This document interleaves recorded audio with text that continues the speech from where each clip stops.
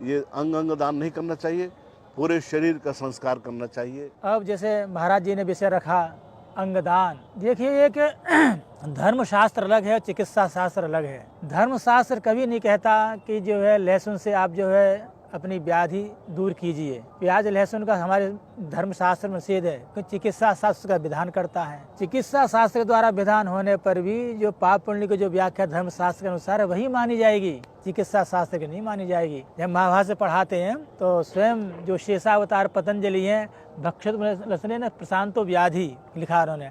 हमने जो है वैद्य के अनुसार प्याज लहसुन का सेवन भी कर लिया और जो व्याधि शांत नहीं हुई, रोग शांत नहीं हुआ, धर्म भी गया और रोग भी शांत नहीं हुआ। ये महाभाष्यकार का वचन है। ऐसे ही बहुत सी कुरीतियाँ चल रही हैं। मैं भगवान वेद व्यास सब जानते ही हैं, उनके प्रधान से महाराज जी जैमिनी थे। तो भगवान जो वेद व्यास हैं उनका जो दिनचर्या है पूरी वेद विहित ही है, लिखना भी है, पढ़ना भी है, अग्निहोत्र भी करना है, पढ़ाना भी है। इस पे एक बार उनके जैमिनी है शिष्य, उन्होंने कहा कि आप इतने शास्त्रों का अध्ययन करते हैं, आलोड़न करते हैं, विधि निषेध लिखते हैं, मुझे नहीं लगता कि करने वाला होगा। 2 बार कहा उनके शिष्य ने, जैमिनी जी ने ध्यान नहीं देते। अब तीसरी बार कहा तो भगवान वेद व्यास ने कहा तुम ये बताओ, किसी के मन में ये बात आई कि मैं सनातन धर्म के अनुसार, वेद के अनुसार जीवन जीऊंगा, तो उसके लिए क्या उपाय है? उसके लिए भी क्या उपाय है? यदि भारतवर्ष में एक भी इसको आचरण करने वाला मिलेगा तो मेरा लिखना सफल हो जाएगा।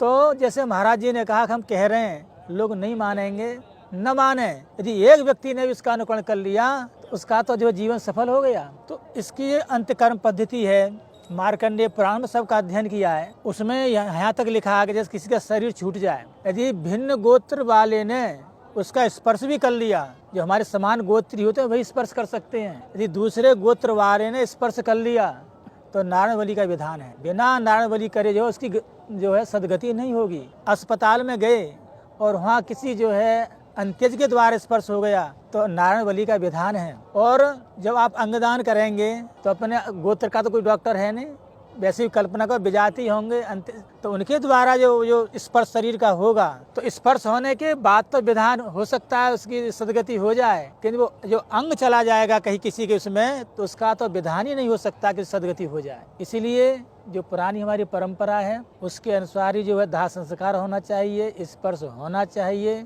ये दान जो है वो दान शब्द वहाँ नहीं लग सकता है। दान शब्द तो जो है, दान तो परम पवित्र चीज है। पात्रता की परीक्षा होती है जब दान होता है तो इसका कहीं शास्त्र में विधान नहीं है।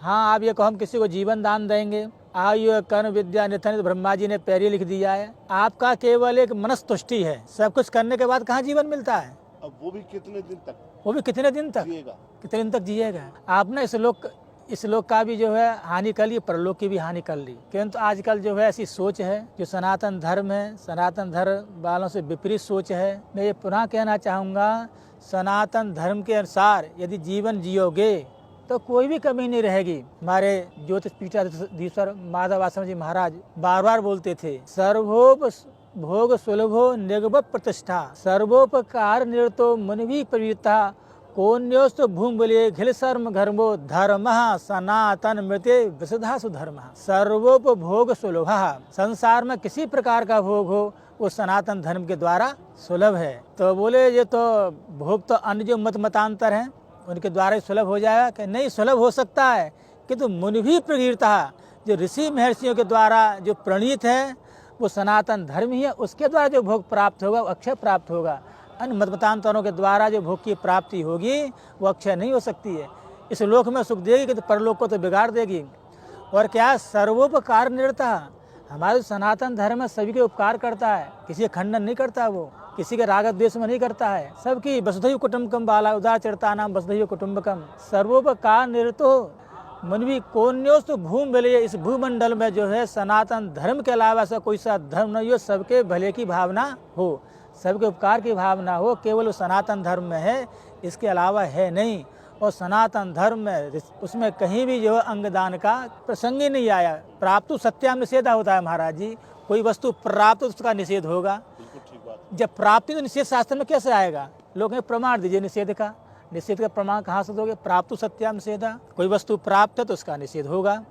तो इसलिए जो महाराज जी ने जो कहा है कि वास्तव में अंगदान जो है वो शास्त्र सम्मत नहीं है, धर्म शास्त्र सम्मत नहीं है। इसलिए हमारी सनातन धर्मी हैं वो जो है इससे अलग ही रहें तभी अच्छा है। ये तो धर्मस ततो जयः। और ये जानना जरूरी है कि पूर्व भी निवेदन किया गया था आप लोगों से कि दानों की तो असंख्य दान है, अनंत अनंत दान है। पंच महाभूतों का भी दान होता है, चाहे आप कलश के रूप में चाहे जल दान कर लीजिए, मिट्टी दान कर लीजिए। लेकिन एक दान के हमारे समाज में बड़ी भयावह कुरीति चली आ रही है। वो कुरीति यह है कि कुछ लोग ये कहते हैं जी कि अंग दान करना चाहिए और अंगदान करवाते भी हैं, लेकिन शास्त्रीय यहाँ कोई न विधि है और न कोई विधान है और न ही कोई व्यवस्था है। हमारे यहाँ अंगदान का कोई मतलब नहीं है कि जब शरीर छूट जाता है, पंच महाभूत अपने अपने कारणों में विलीन हो जाते हैं, उसके बाद दान शब्द का अर्थ ही कुछ नहीं रह जाता है। और हम दान किस लिए करें?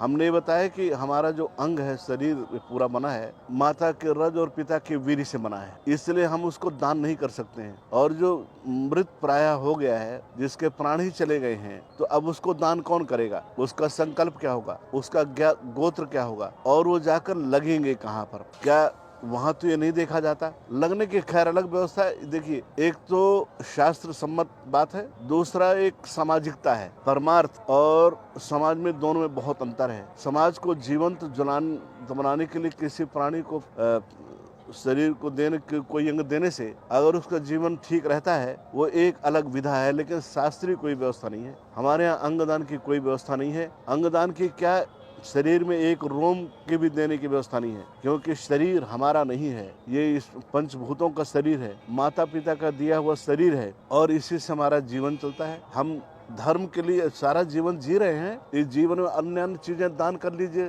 संसार में दानों कोई कमी नहीं है, लेने वालों की कोई कमी नहीं है। सुपात्र को दान दीजिए, सतपात्र को दान दीजिए। अंगदान के मृत्यु के बाद आंख कोई ले गया, किडनी कोई ले गया, गुर्दा कोई ले गया, और जो हृदय में रहने वाले कुछ विशेष हैं अंग आदि, उनको ले गया। अंगदान का हमारे सनातन धर्म में कोई व्यवस्था नहीं है।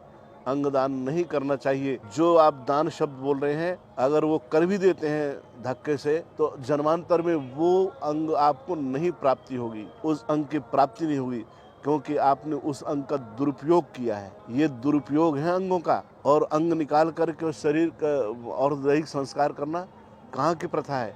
ईश्वर ने संपूर्ण शरीर बनाकर भेजा, अंग बनाकर भेजे, और आपको उसको आप अधरंग कर देते हैं। आप उस विकलांग को फिर संस्कार करते हैं। इसलिए सनातन धर्मियों को ये बात सबको बहुत बुरी लगेगी, लेकिन हमको बुरे से लेना देना नहीं है। जो शास्त्रीयता है और जो व्यवस्था है, हम उसको बोलेंगे जरूर। इसमें बुरा लगने की बात नहीं है। करने वाले करेंगे, करने वाले करवाएंगे, मानेंगे नहीं। तो जब आप लोगों को नहीं मानना है, तो हम अपने कहने से क्यों माने? हम अपनी बात कहेंगे। ये अंग दान नहीं करना चाहिए, पूरे शरीर का संस्कार करना चाहिए।